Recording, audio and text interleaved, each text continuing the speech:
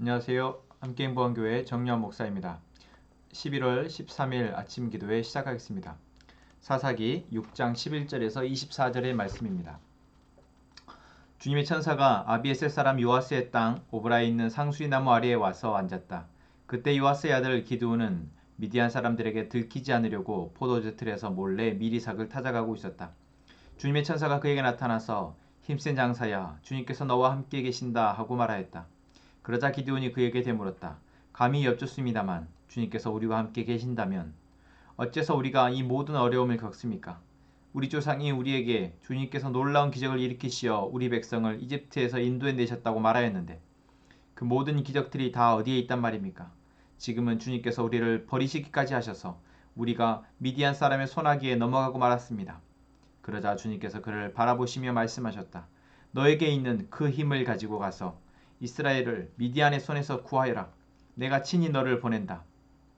기드온이 주님께 아뢰었다. 감히 여쭙습니다만 내가 어떻게 이스라엘을 구할 수 있습니까? 보시는 바와 같이 나의 가문은 므낫세 지파 가운데에서도 가장 약하고 또 나는 아버지의 집에서도 가장 어린 사람입니다. 그러나 주님께서는 내가 반드시 너와 함께 있을 것이니 내가 미디안 사람들을 마치 한 사람을 쳐부술 것이다 하고 말씀하셨다. 기드온이 또 주님께 아뢰었다. 참으로 나를 좋게 보아주신다면 지금 나에게 말씀하시는 분이 정말로 주님이시라는 증거를 보여주십시오. 내가 예물을 꺼내와서 가져다 놓겠으니 내가 돌아올 때까지 떠나지 마십시오. 그러자 주님께서 대답하셨다. 내가 돌아올 때까지 내가 그대로 머물러 있겠다. 기드온은 즉시 가서 염소 새끼 한 마리로 요리를 만들고 밀가루 한 네바로 누룩을 넣지 않은 빵도 만들고 고기는 바구니에 담고 국물은 그릇에 담아 상수리나무 아래로 가지고 가서 천사에게 주었다. 하나님의 천사가 그에게 말하였다. 그 고기와 누룩 넣지 않은 빵을 가져다가 이 바위에 넣고 국물을 그 위에 부어라. 기드온이 그대로 하였더니 주님의 천사가 손에 든 지팡이 끝을 내밀어 고기와 누룩 넣지 않은 빵에 댔다. 그러자 불이 바위에서 나와서 고기와 누룩 넣지 않은 빵을 살라버렸다. 그런 다음에 주님의 천사는 그 앞에서 사라져서 보이지 않았다. 기드온은 그가 주님의 천사라는 것을 알고 떨면서 말하였다. 주 하나님, 내가 주님의 천사를 대면하여 뵈었습니다. 그러자 주님께서 그에게 말씀하셨다. 안심하여라. 두려워하지 말아라. 너는 죽지 않는다. 기드온은 거기에서 주님께 제단을 쌓아 바치고는 그 제단을 여호와 샬롬이라고 불렀다. 그 제단은 오늘날까지도 아비에셀 사람의 땅인 오브라에 서 있다. 아멘. 사사기 6장에서 이제 미디안의 손에 고통당하고 있는 이스라엘 백성들을 구원하시기 위해서 하나님이 또 한 사사를 세우시는데 바로 그 사람이 기드온입니다. 우리가 사사 가운데 12명의 사사 가운데 대표적으로 잘 알고 있는 사사 중에 한 명이죠. 또한 기드온의 이야기가 다른 사사들에 비해서 상당히 긴 분량으로 사사기에 기록되어져 있습니다. 그래서 저희가 처음 기드온을 하나님께서 찾아오신 부분부터 어떻게 기드온을 통해서 하나님이 일하시는지를 함께 자세히 살펴보는, 그리고 그것이 우리에게 또 오늘 이 시대에 우리에게 또 주시는 하나님의 메시지로 잘 들려지는 그런 시간 되어지기를 원합니다. 오늘은 먼저 그 첫 번째, 처음 기드온이 하나님의 천사를 만나게 되는 장면의 이야기입니다. 자, 어제 말씀에서 나누었던 것처럼 지금 이스라엘, 특히 이 기드온이 속해 있는 이 므낫세 지파가 속해 있는 이 지역의 사람들은 미디안으로부터 정말 극심한 수탈을 겪고 있었습니다. 그래서 정말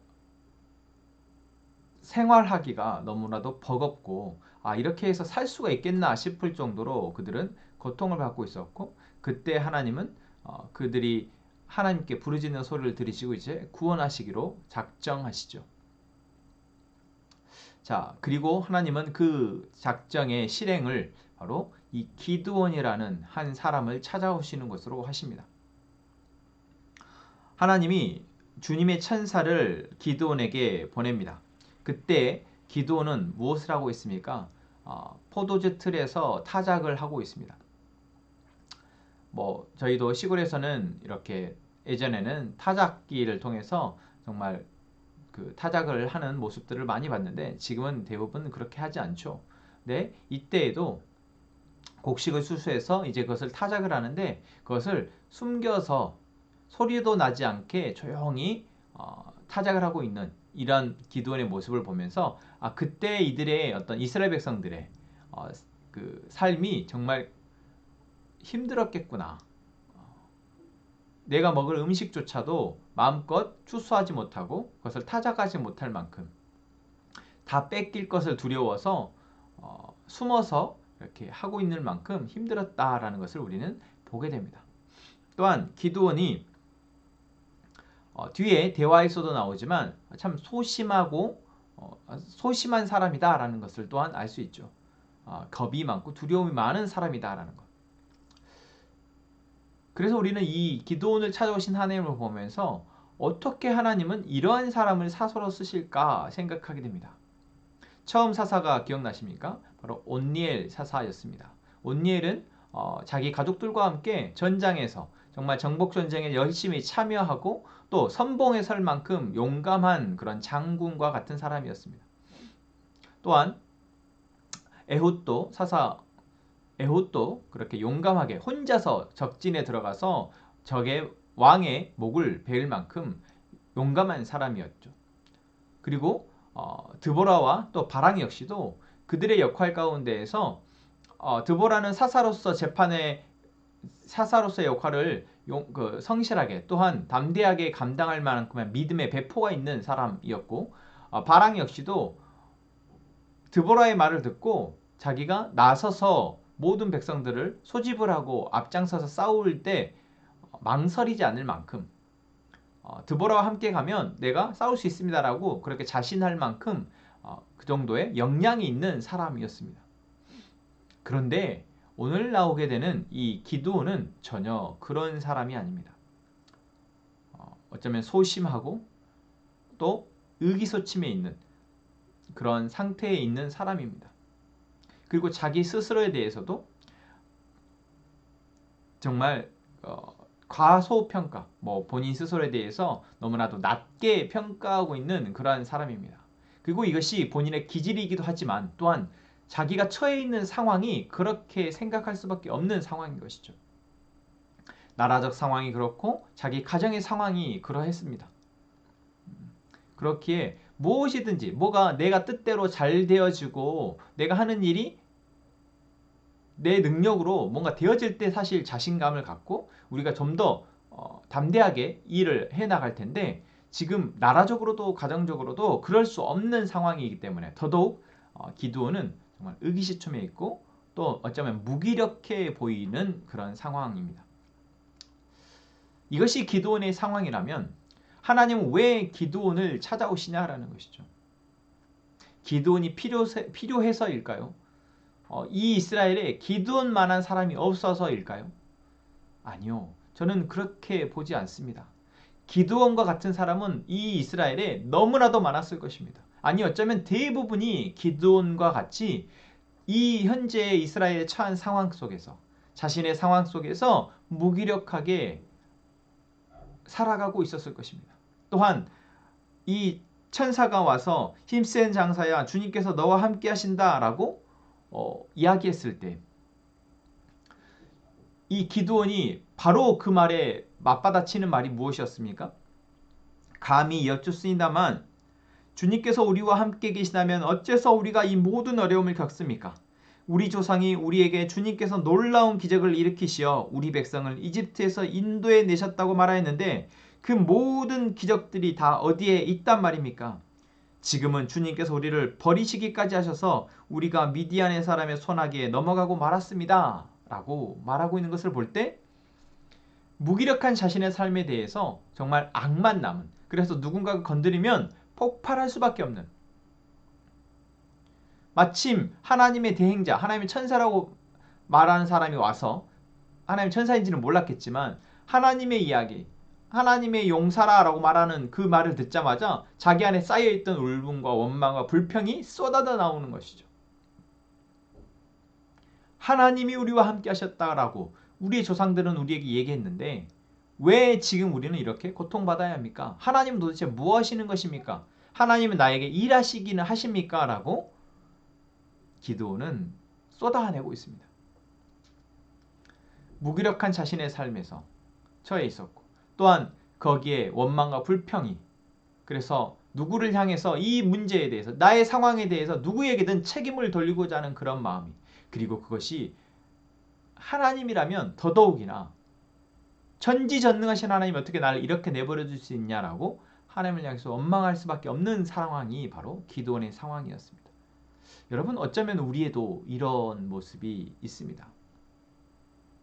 우리가 처한 상황 가운데에서 내가 원하는 대로 내가 할 수 있는 대로 잘 되어질 때는 모든 것이 좋고 하나님께 감사도 하고 하지만 내가 감당할 수 없다 여겨지는 상황이 켜켜이 쌓여있을 때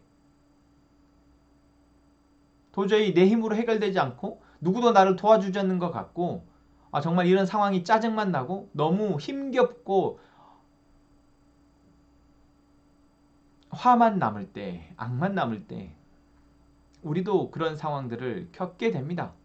그리고 그럴 때면 어쩌면 우리도 기드온같이 하나님의 말씀을 듣자 할 때 또 하나님께 기도하자 할 때 하나님이 날 위해서 뭘 해주셨는데 내가 뭘 할 수 있는데 하나님 날 위해서 지금 아무것도 안 하시는데 내가 왜 하나님께 기도를 해야 하냐라고 우리도 반문하고 원망 섞인 이야기를 하기도 합니다. 여러분 기드온이 그런 사람입니다. 하나님이 그것을 모르고 기드온에게 찾아가셨을까요? 아닙니다. 이스라엘에 참 많은 사람들이 기드온과 같은 사람들이 있었을 것입니다. 대부분 어쩌면 기드온과 같이 무기력하게 그리고 원망과 불평만이 남은 그래서 누구든 건드리면 터질 것 같은 그러한 사람들로 가득했을 것입니다. 어쩌면 이런 사람들이 너무 흔해서 아무나 붙들고 하나님이 찾아가셔도 이런 반응을 했을 겁니다. 다시 말하면 기드온이 특별해서가 아니라 하나님은 이러한 상황에 처해 있는 모두에게 찾아가신다라는 것을 저희가 이 시간 보기를 원합니다. 기드온을 찾아오신 하나님이 지금 나에게도 찾아오셔서 말씀하신다라는 것입니다. 그리고 나를 찾아오신 이유는 무엇입니까? 나를 이 상황 가운데에서 구원하시고 건져내시기 위하심입니다. 우리를 건져내시기 위해서 우리를 찾아오신다라는 것이죠. 오늘 천사가 뭐라고 말씀하고 있습니까? 내가 반드시 너와 함께 있을 것이니 내가 미디안 사람들을 마치 한 사람을 쳐부듯 쳐부술 것이다. 그리고 14절에 앞서서 14절의 말씀에 먼저 이렇게 얘기를 하죠. 너에게 있는 그 힘을 가지고 가서 이스라엘을 미디안의 손에서 구하여라. 지금 기드온에게 있는 힘이 무엇입니까? 기드온은 스스로 나는 아무 힘도 없다라고 생각할 것입니다. 나는 지금 아무것도 할 수 없다라고 생각했을 것입니다. 정말 무기력하게 정말 아무 힘이 없어 보입니다. 지금 아무것도 할 수 없어서 숨어서 타작을 하고 있으니까. 그런데 하나님이 숨어서 타작하고 있는 그 미디안의 그 힘을 사용하셔서 이스라엘을 구원하시겠다라고 말씀하고 계시는 것입니다. 여러분 말이나 됩니까? 그런데 하나님이 그렇게 하시겠다고 말씀하시고 우리는 그 결과 그렇게 하셨다라는 것을 알게 됩니다. 지금 우리의 모습, 지금 나의 상태, 이것은 내가 보는 상태이지만 하나님은 우리를 하나님과 함께 할 때 우리의 모습을 알고 계시고 하나님은 우리와 함께 할 때 우리를 통해서 어떤 놀라운 일들이 일어날 것을 알고 계시기에 우리를 찾아오셔서 이제 나와 함께 그 힘을 사용해서 내게 있는 그 힘을 사용해서 함께 싸우자라고 말씀하신다라는 것입니다. 내가 너로 하여금 승리하게 하겠다라고 말씀하고 계시다라는 겁니다. 사랑하는 함께 행복한 가족 여러분, 오늘 하나님이 기드온에게 찾아오셨듯 우리에게 찾아오십니다. 무기력하게 원망과 불평 가운데 살아가는 우리에게 찾아오셔서 하나님이 너의 그 힘으로 이제는 너의 민족을, 너의 상황을, 너의 가족을 구원하라 라고 말씀하십니다.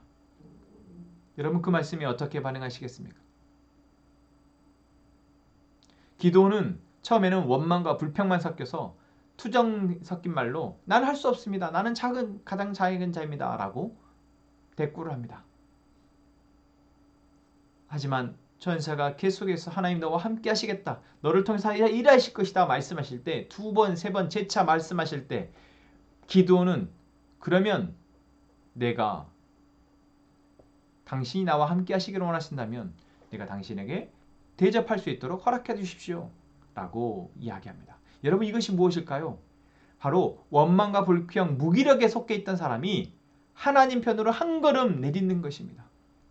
아무것도 할 수 없다 생각했던 사람이 이제 당신의 말을 듣고 보니 내가 무엇라도 해야 되겠습니다 라고 생각하고 한 걸음을 내딛는 것입니다. 여러분 지금 우리에게 하나님이 찾아오셔서 말씀하신다면 우리 역시 그 한 걸음을 내딛기를 원합니다. 아무것도 안 돼. 할 수 없어. 하나님은 아무것도 안 하셔. 라고 원망과 불평과 무기력하게 있던 우리가 하나님의 말씀이 들려질 때 한 걸음을 내딛어서 그러면 하나님이 한번 하나님과 함께 해보겠습니다. 하나님, 내가 하나님으로 해보고 싶습니다. 하나님이 나와 함께 하신다라는 것을 보여주십시오. 하나님, 내가 하나님과 함께하여 나의 삶이 어떻게 바뀌어지는지를 기대하고 싶습니다. 이렇게 한 걸음을 내디딜 수 있는 저희가 되기를 소망합니다.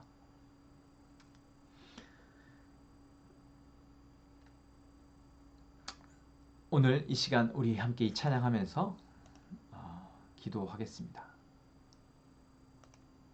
소망 없는 내 삶에 새 생명 허락하시 날 향한 주님의 은혜 놀라운 주님의 사랑 삶의 문제 힘겨워 눈물만 들일 때도 날 알아주시는 주님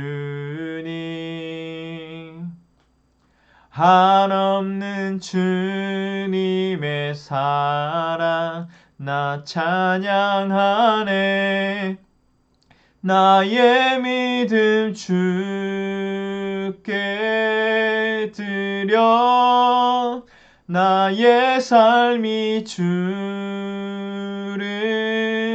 향해 내 유일한 사랑 되신 주께 내 삶 드리리 나의 믿음 주께 드려 나의 삶이 주를 향해 내 유일한 사랑 되신 주께 내 삶 드리리. 아멘. 하나님, 원망과 불평으로 살아가며 무기력하게 살아가는 우리에게 하나님의 힘과 용기를 부어주십시오. 하나님 우리에게 찾아오셔서 하나님이 나와 함께 하시겠다 말씀하시는 음성을 우리가 듣게 해주십시오. 그래 우리가 하나님과 함께 되어지고 사라지는 풍성한 삶을 살아가게 해주십시오. 하나님 우리 공동체가 함께 하나님을 따라 나아가는 믿음의 공동체 되게 하여 주시기를 원합니다. 하나님 우리가 함께 어디에서든 가고 설 수 있는 말씀하시면 그곳에서 하나님과 함께 예배할 수 있는 저희가 되기를 원합니다. 하나님 우리가 함께 한 마음으로 나아갈 수 있도록 우리를 붙들어 주옵소서. 선한나 자매를 위해서 기도하십니다. 하나님 이 자매 위에 하나님의 풍성하신 사랑이 항상 함께 하기를 원하오며 또한 삶의 모든 순간과 길에 하나님이 함께 하심을 믿고 믿음으로 나아갈 수 있도록 인도하여 주옵소서. 하나님 우리가 각자의 기도 제목을 가지고 하나님 앞에 기도할 때 그 가운데 하나님의 뜻을 알게 하시고 하나님의 뜻이 이루어질 수 있도록 우리가 기도하게 하여 주옵소서. 함께 기도하겠습니다.